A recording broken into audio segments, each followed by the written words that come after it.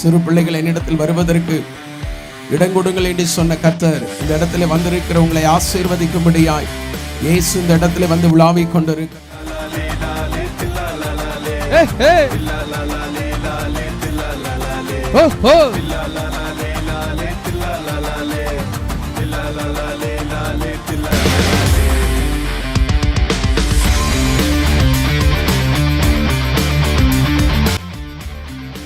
இந்த உட்கார்ந்து இருக்காங்களா இந்த குட்டி பிள்ளைங்க, அவங்கெல்லாம் யாரு?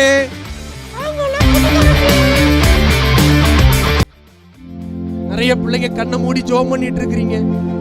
ஏசப்பா உன் தலையில அந்த கிரீடத்தை வைக்கிறத உன்னால ஃபீல் பண்ண முடியும், உன்னால உணர முடியும்.